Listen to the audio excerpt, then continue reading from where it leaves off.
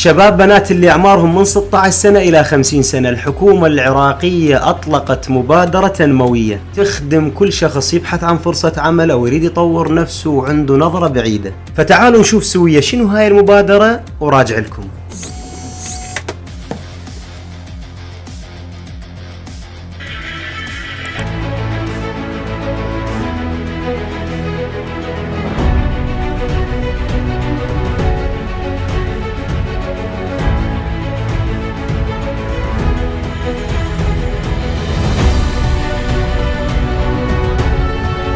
أصحاب المعالي، أصحاب السعادة، السيدات السادة، حضور الكريم، السلام عليكم ورحمة الله وبركاته. أسعدتم مساء وشكرا جزيلا على هذا الحضور في هذه الاحتفالية. بالريادة والتنمية نصنع معا مستقبلا واعد لإيجاد المواطن المنتج، المواطن صاحب الكلمة الفصل في صياغة مستقبل شعبنا وبلدنا. تحتاج أن نغير الطرق والأساليب المتبعة لمواجهتها. هنا تبرز قضية ثقافة الريادة التي تستحق الاهتمام والتقديم والعمل على نشرها.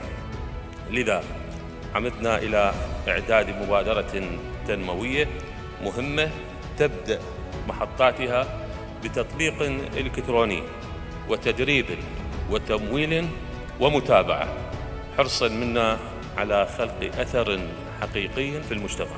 اليوم ومن هنا نعلن إطلاق مبادرة في جميع محافظات العراق للأعمار بين 16 إلى 50 سنة، أي أينما وجد الشباب، لاحتضان كل الأفكار العلمية والعملية المنتجة وتطويرها ورعايتها لتنعكس تأثيراتها الإيجابية على واقع الفرد والعائلة العراقية والمجتمع بأكمله، لإتاحة الفرصة لكل الشباب المنتج والمبدع والمبتكر لتحقيق حلمه على أرض بلاد الرافدين.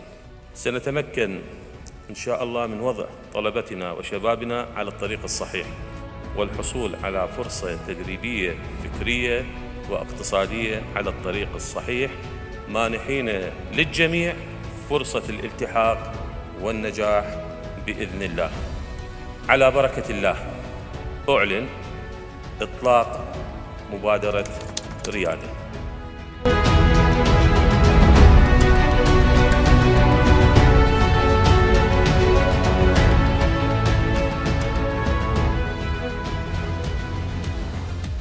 مثل ما شفتوا شباب بنات، هذا مقطع مختصر لهاي المبادرة، واللي يحب يطلع على كامل كلمة رئيس الوزراء العراقي يكتب على يوتيوب مبادرة ريادة وراح تطلع لك كل التفاصيل اللي تريد أن تعرفها. وهاي المبادرة مشتركة بها دول ومنظمات، ومن ضمن المبادرة يوجد دعم مالي لكل شخص عنده مشروع أو فكرة عمل يطمح بأن يحققها. فأنصحكم بالتسجيل على هاي المبادرة، وطريقة التسجيل سهلة وبسيطة وما راح تكلفك شيء. وأنا عن نفسي نزلت التطبيق وسجلت اسمي وكتبت المشروع اللي أطمح أن أحققه، فاللي يريد يسجل يتابع المقطع للأخير. وسلامتكم. خطوات التسجيل والتقديم على الدورات في تطبيق ريادة. من الواجهة الرئيسية اضغط على خيار قم بالتسجيل.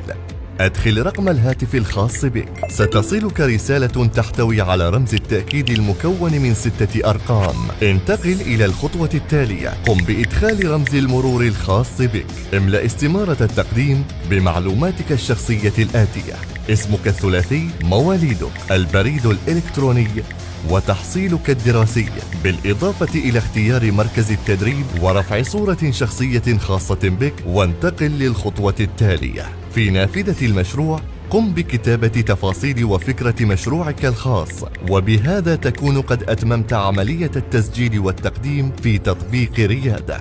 بعد أن أتممت الدورة التدريبية بنجاح ستظهر لك استمارة تقييم يتبعها السؤال في حال كنت بحاجة إلى تمويل لمشروعك، وبمجرد الضغط على نعم سوف تظهر لك حقولا خاصة باسم المصرف والفرع.